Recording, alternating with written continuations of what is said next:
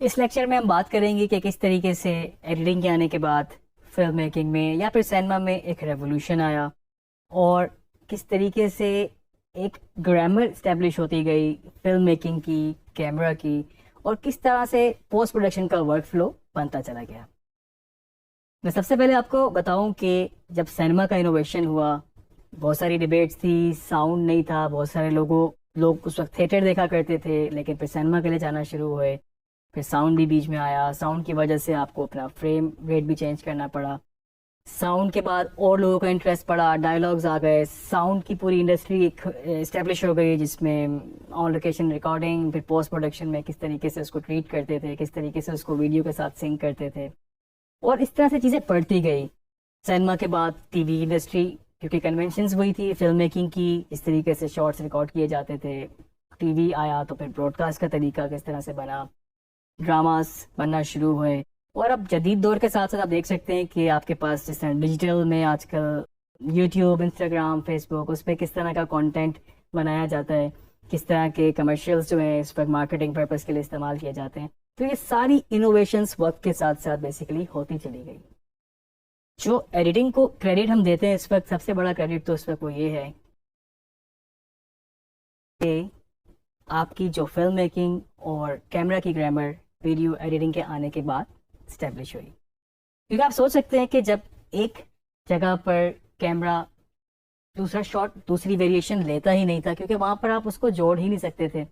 मिसाल के तौर पे आपके पास डिफरेंट शॉट टाइप्स होते हैं जो कि आगे हम डिटेल में देखेंगे।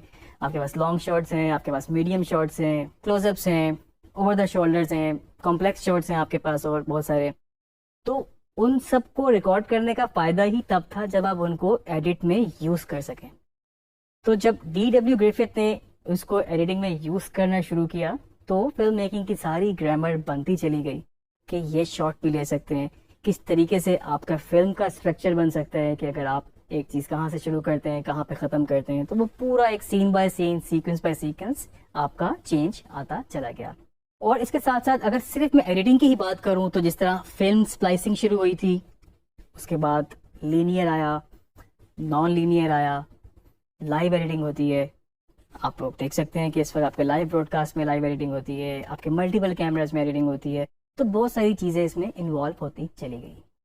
इसमें मैं आपको थोड़ा सा ये भी बताता चलूँ कि ये जितनी भी इनोवेशंस होती गई उसकी वजह से नए डिपार्टमेंट्स, नई चीज़ें बनती चली गई। सॉफ्टवेयर्स की बहुत इनोवेशंस हुई, नए से नए सॉफ्टवेयर्स आते गए ब्रॉडकास्ट के लिए, टीवी के लिए, सिनेमा के लिए, हर तरह से। और लोग भी इसमें इन्वॉल्व होते गए, लोग सीखना शुरू हो गए चीज़ों को, और प्रॉपर एक इंडस्ट्री बनती चली गई।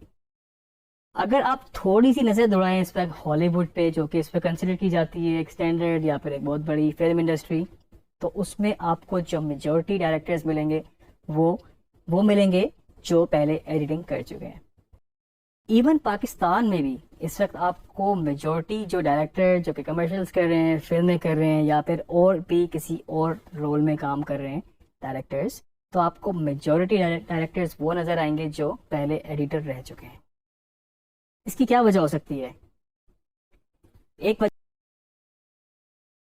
तो ये हो सकती है कि आपके पास जब फिल्म के मटेरियल आता है तो एडिटर उसको प्रीव्यू करता है, एडिटर ही उसको सिलेक्ट करता है, और एडिटर उसको असेंबल करता है, फिर उसका रफ कट बनता है, फाइन कट बनता है, फाइनल कट बनता है।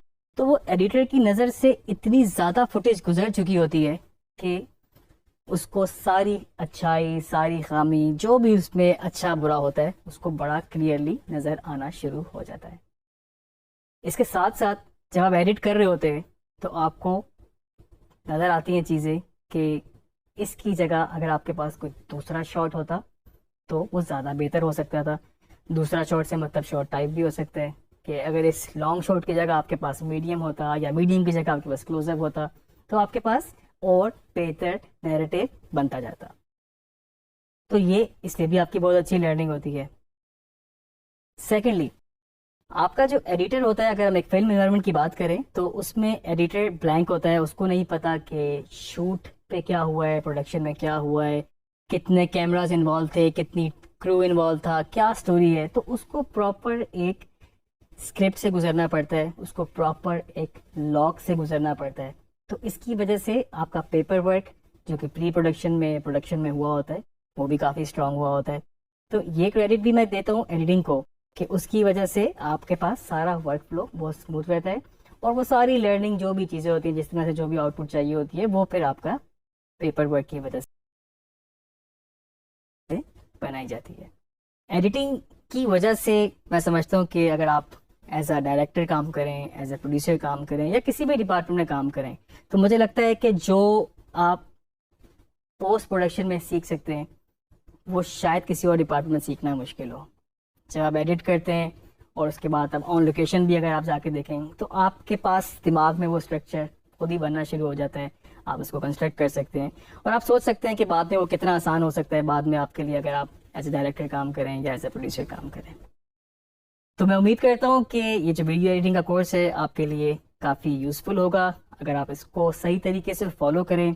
आगे और लेक्चर्स पे मज़ीद हम इन पे बात करेंगे, तो आप इनको फॉलो करते रहें।